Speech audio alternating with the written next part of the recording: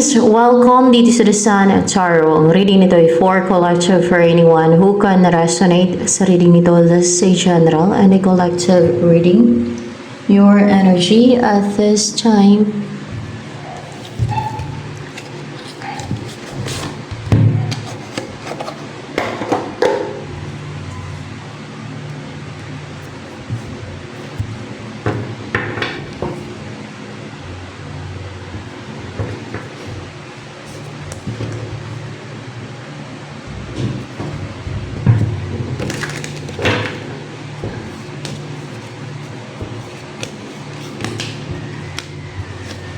The World, Eight of Pentacles, and Eight of Wands in reverse.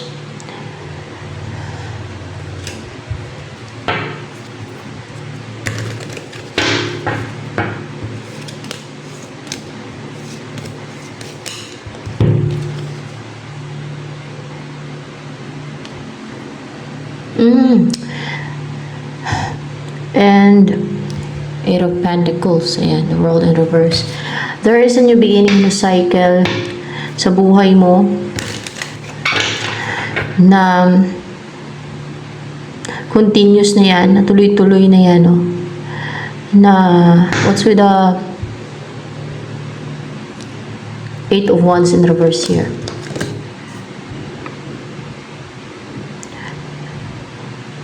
Na hindi mo na kailangan protektahan ang energy mo kasi wala namang atake. See?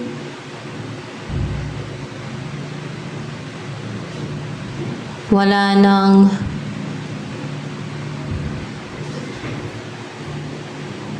tong pamilya na to. Ang Ten of Pentacles. Namatay na ang pamilya na tong Ten of Pentacles na yan.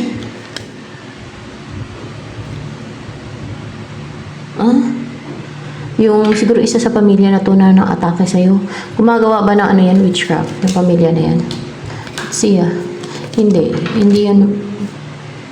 Hindi witchcraft. May ginagawa, scheme and deceit. Scheme and deceit. Nagkaroon na ng end o namatay. As in, namatay na. Namatay na. May death card Namatay. Natake sa puso. Heart attack. Siguro. Kasi, siguro yung isa sa pamilya na to, yung gumagawa ng scheme and deceit sa'yo.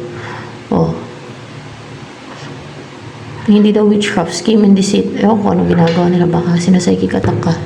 Magkaiba yung psychic attack sa witchcraft pa. O ano pa, ill-wishing o ano. O kaya ano tong pamilya na to? Tao ba to? Tao ba yan? Pamilya na yan? Hindi. Ano yan? Elemento? Mga pamilya na elemento yan. Elemento yan, namatay. Hindi yan tao. Basta namatay ako kung anong pagkamatay. Pwedeng heart attack kasi Three of Swords. Basta may ganon. Sa elemento na heart attack din. Ewan ko lang ako na heart attack din ba yung elemento. Basta namatay na yung elemento. Ayan, itong pamilya ng elemento na to. Ibig sabihin, lahat ng elemento namatay. Lahat ng pamilya ng elemento na yun namatay. Hindi. Yung mga na-atake lang sa'yo, yung mga gumagawa ng scheme at deceit lang sa'yo, yun lang. Upright ba to? Yung Two of Swords. Mukha nga, yung ano lang, yung gumagawa lang sa'yo ng scheme and deceit, siguro mag-asawa na elemento. Kasi mag-asawa sila. Siguro kung may anak yan sila, hindi siguro nadama yung anak nila kung wala namang ginawa sa'yo. Ayan. Mag-asawa na elemento. Yan. Namatay sila, guys. So, ano pa? Saan ngayon nilagay yung elemento na yan? Dahil namatay sila sa abyss. Tingnan nga natin kung saan nilalagay. Saan nilagay yung kaluluwa ng elemento na namatay? Sa impyerno. Impyerno. O diba? Pati yung elemento na masasama ay nilalagay din sa impyerno. Ano pa? About sa'yo.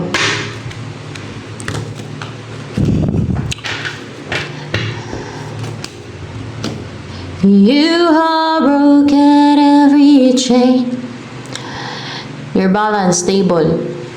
Ay, balance and hindi stable kundi grounded, I mean. Sa number 6, kayo ko nasabing balance and harmonious yung environment mo. Yun na ba yung epekto ng namatay yung elemento? Yan yung epekto sa'yo na namatay na kasi yung elemento na gumawa ng scheme and deceit sa'yo. Hindi witchcraft yung ginawa nila, kaya pala scheme and deceit. Ginagawa ka na ng scheme and deceit. Kasi elemento sila, guys. Namatay na, kaya, ayan o. At harmonious na environment mo, wala nang na-influence sa'yo, wala nang namimisti sa'yo, ganun ba? Wala nang nagpapa-outbalance sa'yo. You are strong and makikita yung meron kang inner strength. Yan. May inner strength ka. Ano pa ang about sa'yo? May choice ka. Maybe sa pag-ibig. Kasi parang lover's card to you.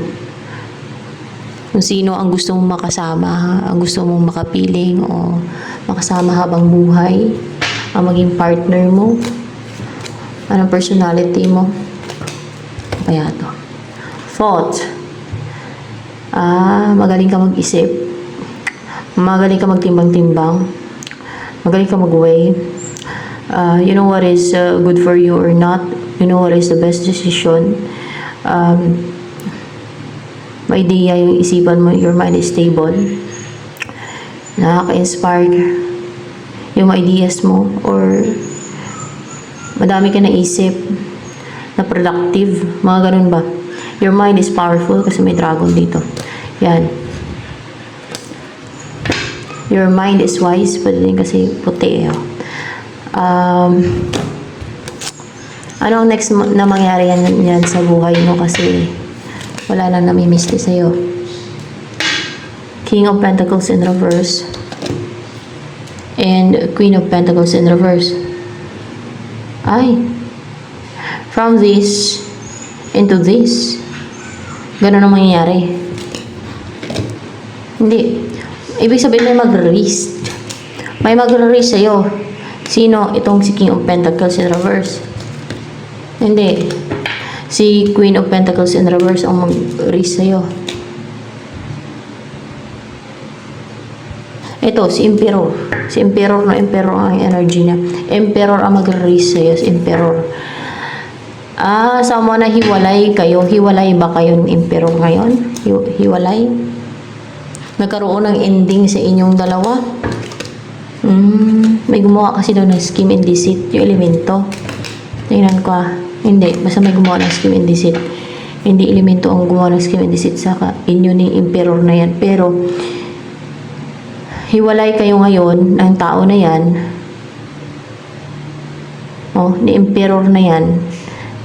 At magkakaroon ng stability sa inyo. Maging maayos ng lahat.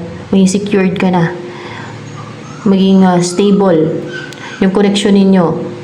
Ayan. May nag-end sa inyong dalawa niyan. Kasi may gumawa ng deceit. Ano yung feelings sa inyo, Emperor?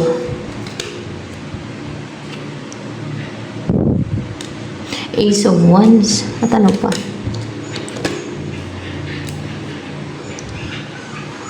Five of Wands in reverse. We'll sing the song forever and amen. And the angels cry, holy. All creation cries, holy. You are lifted high. What's with the Ace of Pentacles in reverse here?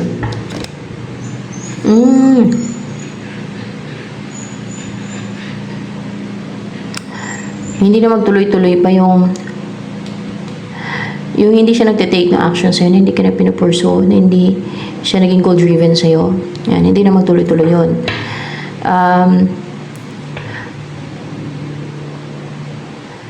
Palagi ka nasa isipan ng person na yan. Alam niya sarili niya, naramdaman niya na hindi ka mawala sa isipan niya, na parang nakaukit ka na sa isipan niya. Yan. At pag tuwing naisipan niya, nagiging emotional siya, no? damo, no? Naging emotional siya.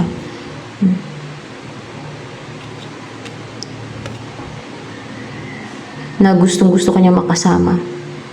Na dinidesire niya na makasama ka na. Yan.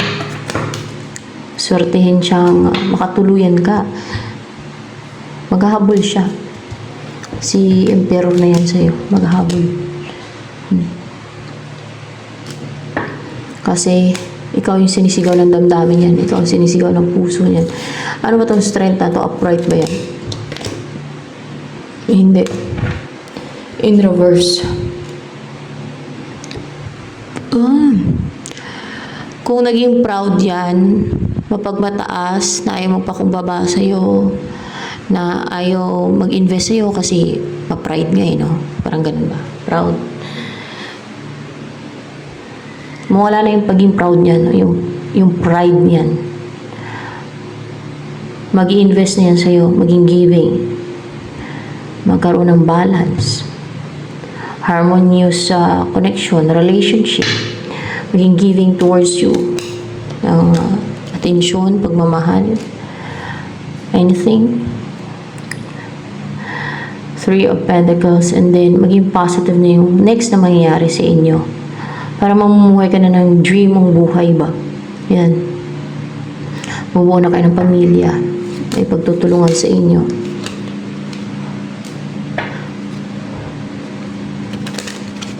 Yan ang offer niya sa'yo. Na bubuo na kayo ng pamilya. Yan ang iniisip niyang i-offer sa'yo. Yan. Yan ang plano niya. Plano. Iniisip niya yan, iniisip na i-offer sa'yo. No? Ito, yung bubuo kayo ng pamilya. And positive siya na mangyayari. Ano? Kinikip ka niya sa puso niya. In reverse. 3 of Cups.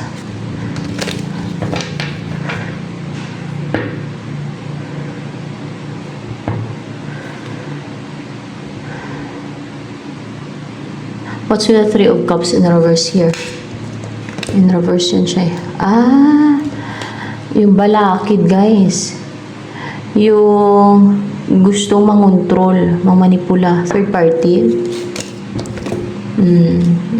Third party. Na-bitter, no? Ayaw niyang magkatuluyan kayo ng person mo. Yan ang balakid. Yan ang gustong mangontrol. Ayaw niya magkatuluyan kayo ng person mo. Third party. Saan ba may gusto yung third party? O sino, nakarelasyon ba ng third party yung person mo? Hindi. Ikaw ba ang nakarelasyon ng third party na yan na gusto mo control? Ikaw? Ikaw ang nakarelasyon yan ng third party? O baka nakakonect mo, ganun? Ikaw? O?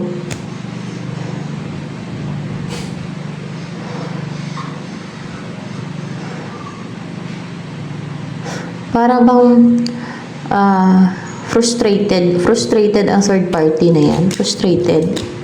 Frustrated siya yun. 9 of Swords. Ayaw niyo magkatuluyan talaga kayo ng person mo kasi ano yun, para siya mabaliw, magkatuluyan kayo ng person mo. Hindi. Ano yun? Para siya magpakamatay? Hindi.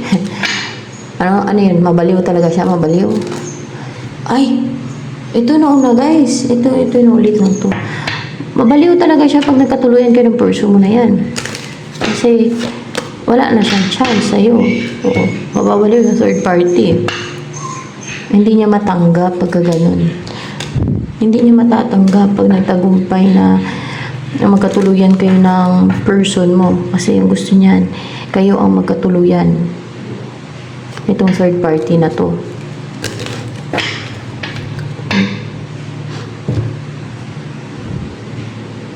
So, ibig sabihin, ginagawa niyang lahat para kontrolin, pigilan na ma-unite kayo ng person mo.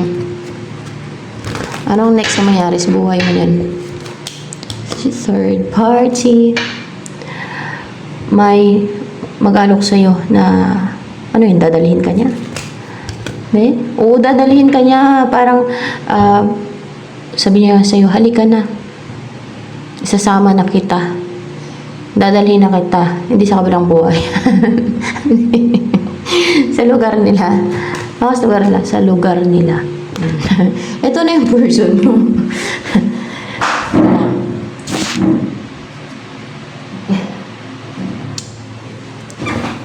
Now.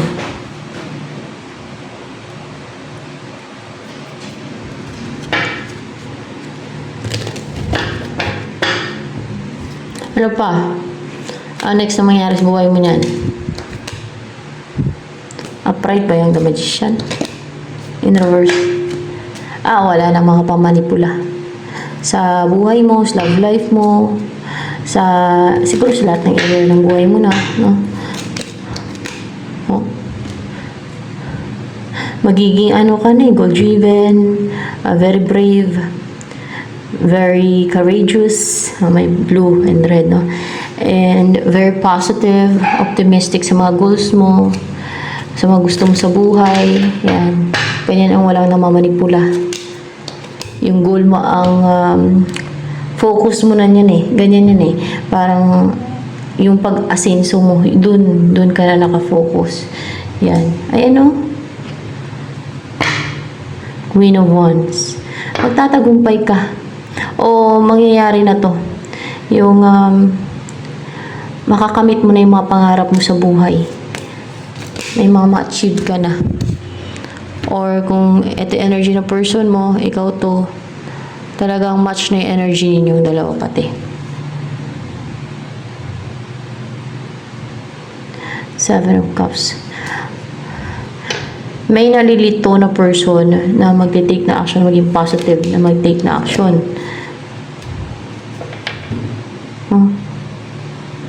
Kasi dinodominate yung utak niya.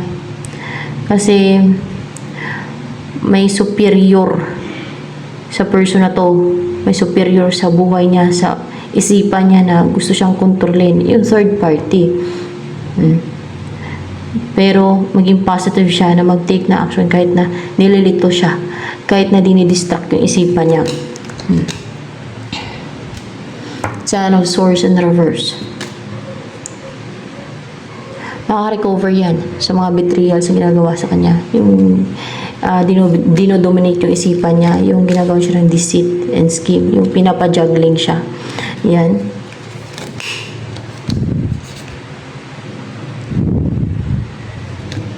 Upright ba itong the Tower? Ay, nakyaw. In reverse. And reverse.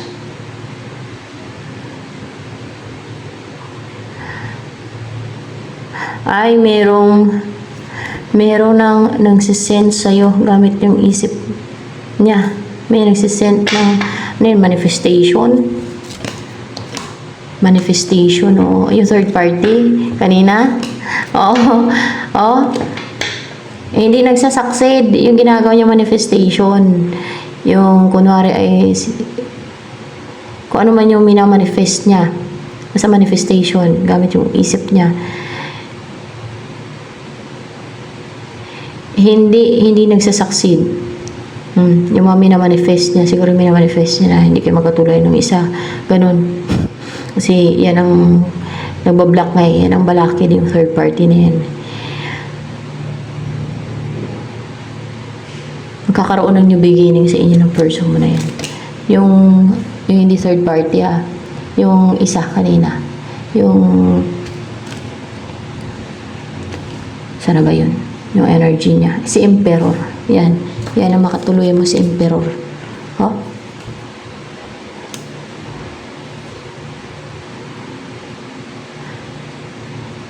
Gagalaw na yan. Hindi na yan mas stagnant. Yung connection nyo. O yung person na yan, si Emperor, hindi na yan mas stagnant. At magkakaroon siya ng faith.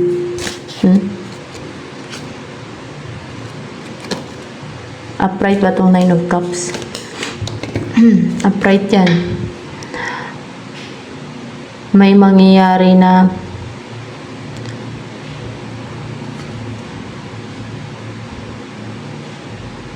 parang nakatagpo ka lang ng treasure ba? Kasi may dito, may parang treasure. Na tuwang-tuwa ka. Yan na ba yung person mo na yan? Si Emperor? Siya na yan. Si Emperor for sure. Upright ba yun? Oo, upright. Pagpahalang kasi hindi pa ako sure. Kailangan naka-upright. Yan na yun. Talagang matutuwa ka kasi tuwang-tuwa ka. Kasi parang nakakita ka na ng treasure. Parang ganun ba? Na ano yung bigla kang yayaman dahil sa kanya? Baka treasure talaga. Oo, bigla kang yayaman dahil kay Emperor. Para siyang treasure. Parang ang treasure hunt. Hunting ka lang na nakakita ka na ang treasure. Ganun.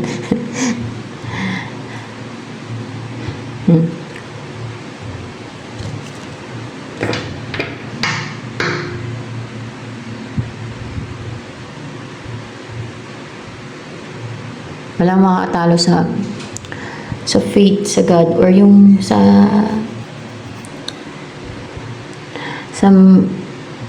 yung kumakapit ka sa God. And then yung samahan mo na din ng yung maging mabuti kang tao. Ganun ba? Huwag maging selfish, huwag maging inggitiro, huwag maging gahaman, huwag maging sakim, o diba? Maging makatwiran, o diba?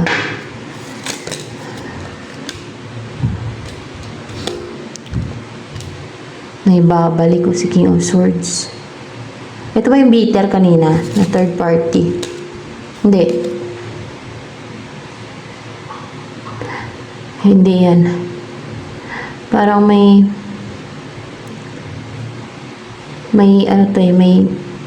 tinatandaan sa isipan niya. Yun na yun si Emperor. Babalik. Yan na yun. Yan na yun si Emperor. Pero pagdating sa'yo ay in love siya sa'yo. Kasi pagdating sa in love siya sa'yo. Kaso lang may gumawa ng deceit kasi.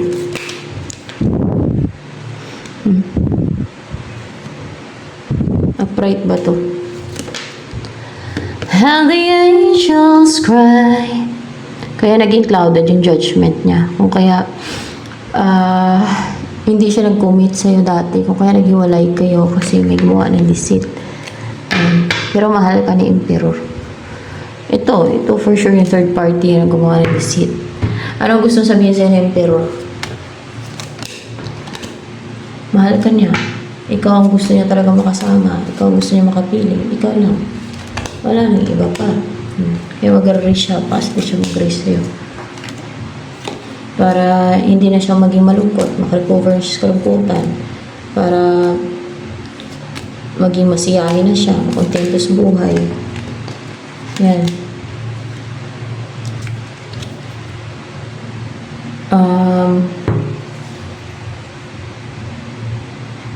Knight of Wands.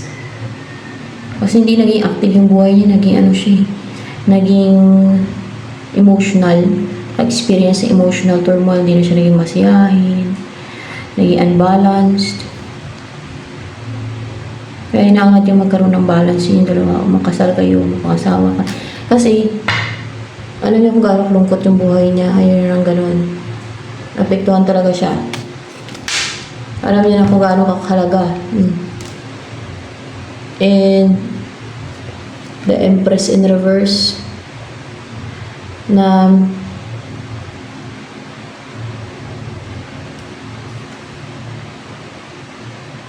parang pinipiki niya yung sarili niya na masaya siya pero hindi, gano'n.